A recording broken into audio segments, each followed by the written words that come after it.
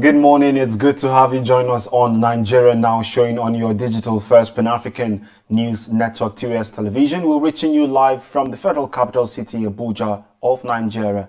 And joining me on the show this morning is Felix, and my name is Merciful. How are you doing today? I'm fine. Good morning. How's everything? Good Yeah, morning. fine, You look fine. really good today. Yeah, thank you. Okay, and we have a couple of newspapers this morning that we'll analyze very shortly, the front pages.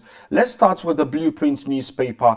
The banner headline, though, of course, talking about the trending issue is Lagos hashtag NSAS report unverifiable fake news on social media, says federal government. We have three writers. The first says it's tales by the moonlight riddled with errors. Two, rehearse of old allegations, not product of investigations. Then three, urges relations of killed protesters to speak up. That can be found on page 6. What do you think of this story? Of course, that's been, shown all over the news, and people have reacted to it different ways. But what's your reaction?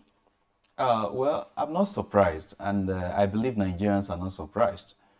This is Alhaji Lai Mohammed speaking again, so it doesn't come as a surprise to me as a person. And since he made a statement, there have been different talks about it, and people don't even bother about his statements anymore. I don't want to believe that he spoke for the federal government, because But he's representing the federal government. no, what I want to base my own arguments and my postulation On his person? No, not on his person, on what President Buhari himself said. Okay. When the U.S. Secretary of State Anthony Blinken came here, and he made reference to the report, what President Muhammadu Buhari said, honorably, was that, okay, they are going to wait for the white paper before any comment. Is the white paper out? No, it's No, not. white paper is not out. Now Lai Mohammed is out saying all these things. You see, we don't need all this. You see, you just have to wait to let the white paper out. And again, whatever he says it has no weight, because either the federal government takes it seriously or not, it's still a matter that resides fully on the state government. It happened in Lagos, right? It happened in Lagos. So jurisdiction is in Lagos. It has nothing to do with the federal government. So that's why his statements makes not too much sense and no weight. It's not weighty. I'm telling you, it's not weighty. So, but the main thing is that it's very easy for us it should be very easy for us to just say sorry and let things just be. All we are asking for now is to find a way to make sure that the people that were involved in this thing, at least there is something for their family. Let's just come to a ground and see ourselves as Nigerians. Let's respect ourselves and those that have died. That's just it. So it's nothing to me. Okay, still on the Blueprint newspaper, from the very top there, we see petrol subsidy ends 2022. Federal government absolves self from gas price hike. The writer there says poor Nigerians to get 5,000 monthly allowance, and that, of course, that's coming from the minister. We have something there why Abuja must remain the pride of Nigeria, can be found on page 11 of the Blueprint newspaper. And then we see MPC retains benchmark rate at 11.5%, CRR at 27.5% as well. Nigeria must embrace restructuring to survive, says PDP governors.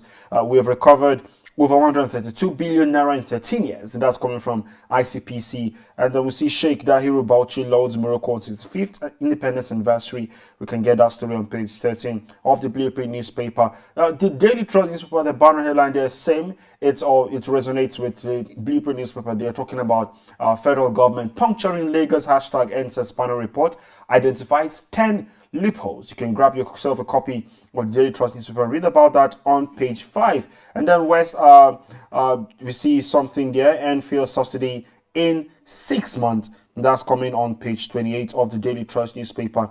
Then we see, of course, PDP governors say Nigerians can't survive 4 more years under APC. You can get our details of that on page 18 of the Daily Trust newspaper. Then we see Boko Haram forcing parents to withdraw children from schools. Niger government says 151,380 villagers displaced in 30 communities. And of course, that story can be found on page 8 of the Daily Trust newspaper. The first news paper right here, the first newspaper, the banner headline says federal government to remove fuel subsidy. I was going to ask you, what's your take on this story? Because of course we've been looking at how the year is coming to an end, and people have started to panic buy because that's what people are saying. If just yesterday I was coming to work and I passed through a road across airport, I saw how the queue was. But when I came to town, I saw there was fuel. So the question is, why are people rushing? And now we're seeing an update, federal government to remove fuel subsidy. What's your reaction? First, the subsidy is good. That's what we've been clamoring for. But the main thing is this: if you are removing fuel subsidy, there should be cushioning things to be put in place, for Nigerians. Now they're talking of 5,000 naira. Do you think that is tenable to how many people? 40 million, 40 million Nigerians. They were specific. They said 40 million Nigerians out of over 250 million people.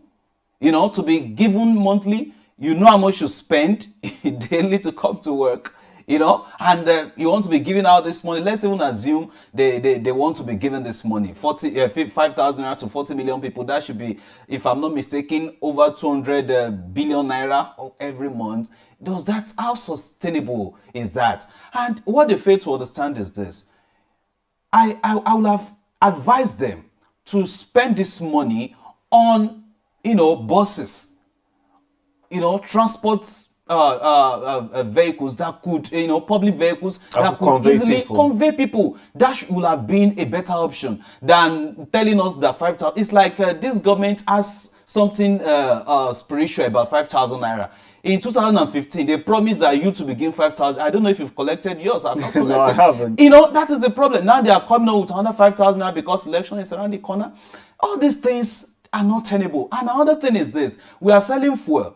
Just imagine, we are selling fuel, we buy the fuel back again, and how do you think our economy is going to resonate to where we are really, expecting it to be when we don't produce? You understand? For us to get Bureau of, the National Statistics, Bureau of National Statistics, yes, they came up with, I think last week, that over 40 million Nigerians, 80 million Nigerians are under the poverty line. 80 million, that's like 40.1% of Nigerians. The total population. You understand? Are within the poverty. And if we go through it deeper, I'm telling you, over 80% of Nigerians are living below, the poverty line. So we have to, think of a better way of organizing this country and make it better. Look at where gas cooker is going. Now December is around the corner. We don't even know when December comes or when the food in the market is something else. Nobody can really buy. Don't forget again, the money we used to buy like 4 or 5 years ago, we spent, the minimum wage was 18,000 naira when Jonathan was there. 18,000. That 18,000 naira can buy you 2 bags of rice. Even more, or 2.5 bags of rice. But now the 30,000 naira you are giving to people as minimum wage cannot even buy a bag. What kind of economic policy do we have with these people? And that is my problem. If they really want to, remove fuel subsidy, they should come up with a cushioning effect that is visible to everybody, that we have effect on the citizens of Nigerians. Especially not all those living below the poverty. Just living below the poverty line. How many people do you think out of the 40 million, who do you think we fall among the 40 million? Definitely those that are even in poverty, that are really in poverty, will not be part of it. That's if they even want to share the 5,000 naira in the first place. Oh, that's such a sad one there. Of course, we'll still see other stories on the first newspaper. Just make sure that you grab yourself a copy of any of these newspapers and read about them. We're still talking about newspapers, of course, and now we have Nigerian News Direct. The banner headline there is alleged 20.5 billion naira budget pardon, conclude budget defense today. Lawan tells Appropriation Committee as NDLEA denies alleged budget pardon, says 4.5 billion naira meant for its barracks, not police. And then Senate unravels controversy over 16 billion naira new map loan. You can get yourself a copy and read about that story. And the final one from today is the Daily Times. The banner headline there says federal government to replace fuel subsidy with transport grant for 40 million Nigerians. Of course, that's what we just spoke about just now. You can grab yourself a copy of that newspaper. Read about our story. From the very top there, we see terrorists plotting to set up camp in Niger. Government raises alarm. with the writers there says the secretary to the state government says insurgents rather in 2 local government areas In already Niger State. indoctrinating Okay. Niger State, I beg your pardon, says insurgents in 2 local government areas already indoctrinating residents to imbibe strict Islamic ideology. We can get our details on the Daily Time newspaper. And don't forget to also stay updated on our website. That is www.tostvnetwork.com. And also follow us across all our social media platforms at TOS TV Network on Facebook, Twitter, and of course, Instagram. Thank you for joining us on Nigeria Now today. Again, my name is Merciful Ajinimo. See you tomorrow and have a wonderful day.